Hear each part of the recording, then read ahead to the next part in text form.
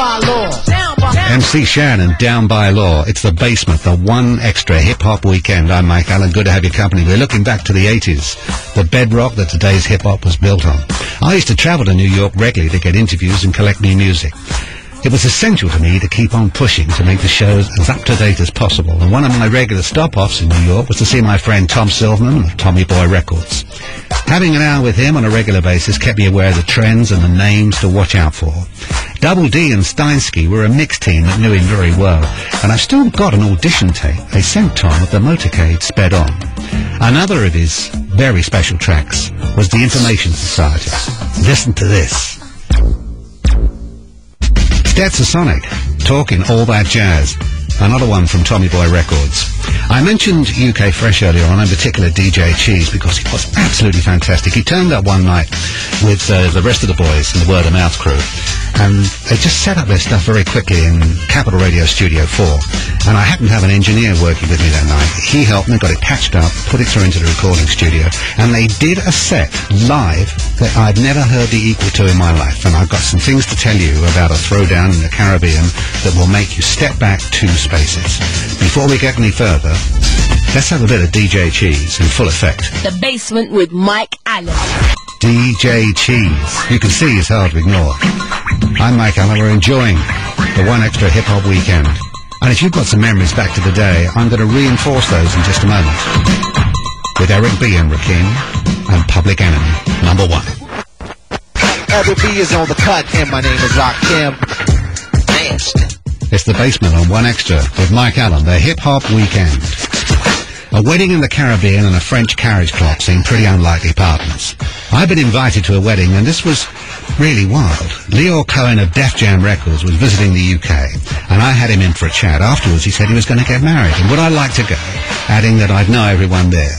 It was his marriage to EK, and it was taking place in the Dominican Republic at a brand new beachside hotel, and we were going to be their first ever guests. They didn't know what was coming. The guests attending were asked to take flights from New York direct to the island, and apart from luggage, I was carrying a wedding present for Lior and EK, and if you happened to turn back and see who was sitting behind me on that flight, you'd have been looking at hip-hop royalty. We were 10 minutes out of New York when Chuck D came over and said he'd be playing some stuff from their new album, and that would be very welcome later in the day. Then he asked to borrow my headphones to listen to some other stuff. Later, I'll tell you about a wedding reception and the throwdown afterwards. This is Public Enemy. Yo, Chuck, what's the move, man? I'm Mike Allen. You're listening to The Basement, One Extra, the hip-hop weekend. So imagine a guest list including the Beastie Boys, LL Cool J, Public Enemy and Run DMC. Part of the morning was spent listening to the next Public Enemy album, sitting round the pool, dangling our legs in the water just to keep cool. The problem with getting enough volume to hear the album was we wanted to hear it was sold by the boys hanging the speakers of the hotel's playoff system out of the window. That's better. We can hear it now. Then in the middle of the afternoon, people just started drifting off to get ready for the party that night, and what a party it turned out to be. It ended up on the top of the beach with a pair of decks, a few mics, and some huge speakers, and the biggest throwdown you can imagine. And who was the best? I couldn't possibly say. Don't forget, you can listen to Chuck D on One Extra at bbc.co.uk/1extra. Brothers and sisters! Public Enemy, Rebel Without a Pause. I think that's my favourite all-time Public Enemy track. Absolutely fantastic. Such atmosphere. There's another half hour of real hardcore old-school beats and rhymes to come.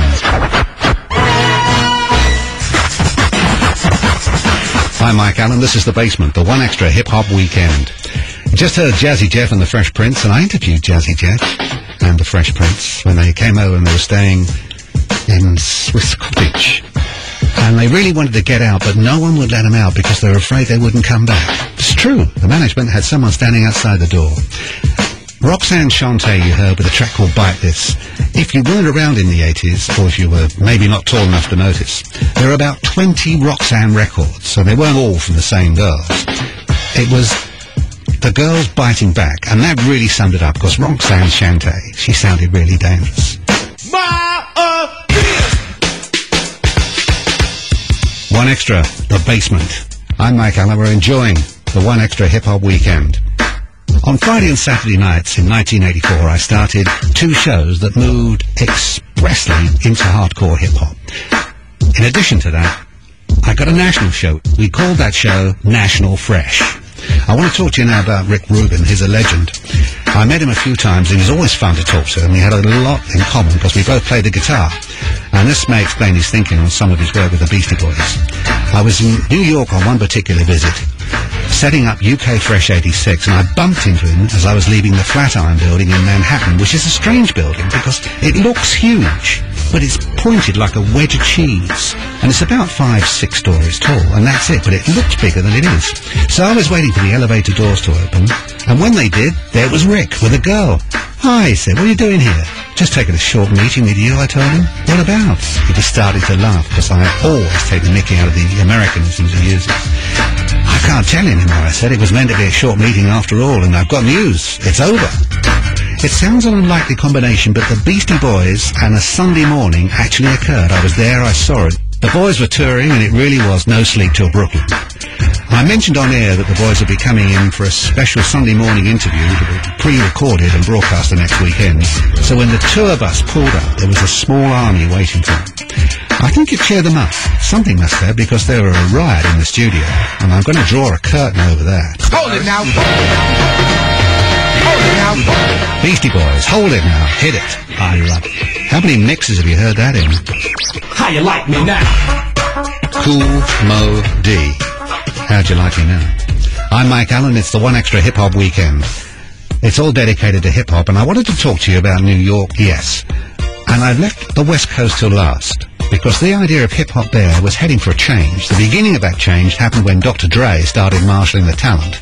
After that, it opened up big in Texas, and the Midway State, when it came to blending the two coasts, was arguably Florida and the Miami Cruise. Due to the persistence and talent of Dr. Dre, the LA style soon started to develop. And then there was little to choose between the two coastal cities. For you to understand how it felt to be in that area musically, I got the world-class Wrecking Crew with Mission Possible and something from NWA. Dr. Dre in full effect, no messing. It's the basement, the 1Xtra hip-hop weekend with Mike Allen. People ask me two questions. They say, "Have you still got your record collection?" Well, that was a nuisance, because there they were, a ton and a quarter of them, constantly falling off the shelf in the garage and falling on the car. So it had to go. But the end of the Capitol shows invited a huge amount of mail, not deliberately on my part, but it was interesting. The plan was based on an interview I had with LBC Radio, and they said, come and work for us 5 evenings a week, and I could still do the national syndicated show and a program on LBC on Sunday afternoons called Street Talk. It was largely speech-based with about 4 tracks an hour. All talk was over beats, not hard to imagine now, but another country there. And we went into the whole deal on sampling, mixing, collecting records, and Malou Halasa did the gossip. This almost stayed on course as part of the national plan, but National Fresh suffered from a cash withdrawal. The sponsored syndicated show was suffering the effects of the free fall in the property market. So TDK said to me, "Mike, it's been great, but now it's over." So as I mentioned before, I didn't leave hip-hop, it left me. But it was a great 4 years, and thank you for supporting the music.